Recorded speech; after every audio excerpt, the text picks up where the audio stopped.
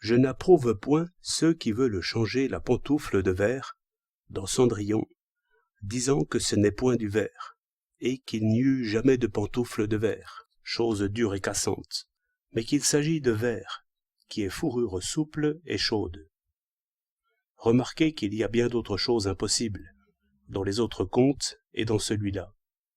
Mais l'érudit est assez content d'avoir remis une pantoufle en place. Il attend l'occasion d'expliquer par la même méthode la citrouille qui devient carrosse, ou cette ronde de petite fille qui, à force de tourner, devient motte de beurre. On peut rire du pédant, mais il faut quelquefois le prendre au sérieux. C'est la sottise armée. Je range le pédant dans la puissante classe des détourneurs, dans laquelle on trouve aussi des espèces non dépourvues d'élégance. Et la chasse du détourneur est une chasse aux idées.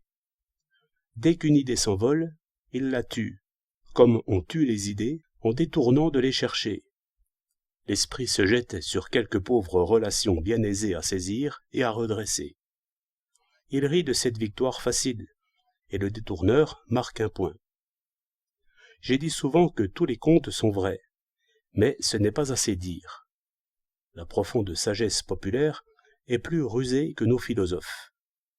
Et, au rebours du détourneur, elle nous met en garde contre cette fausse raison, qui n'est qu'imagination conforme à la coutume.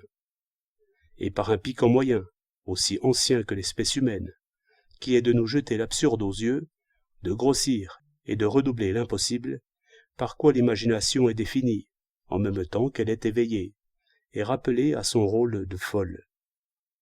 À quoi servent aussi ces comparaisons étranges que le génie poétique jette comme un défi?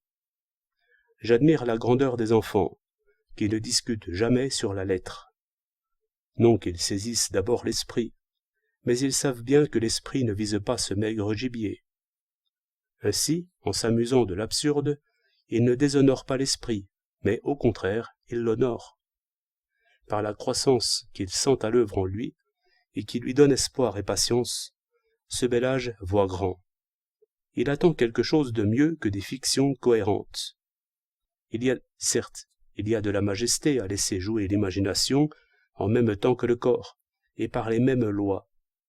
Mais il y a quelque chose d'impérieux aussi à vouloir que l'absurde soit conservé comme il est. C'est refuser les petites raisons. Shakespeare se moque de ceux qui voudraient comprendre comment Othello ou Hamlet sont passés d'un lieu à l'autre, invitant ainsi énergiquement le spectateur à comprendre d'autres vérités, plus cachées et plus difficiles. Sur l'absurde même, l'esprit rebondit, car il n'y peut rester. Cette apparence ne peut tromper, il faut donc voir au-delà. Ces signes nous délivrent des signes. Au contraire, par des signes de raisonnable apparence, nous venons à penser les signes, et la coutume nous tient. Telle est la vieillesse de l'esprit.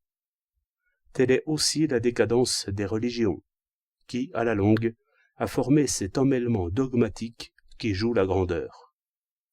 L'erreur est dans ce genre de critique que je viens de décrire, et qui vise si régulièrement à côté. Car, à bien regarder, la pantoufle de verre n'est pas plus raisonnable que pantoufle de verre. Il ne s'agit ici que de coutume et de commodité.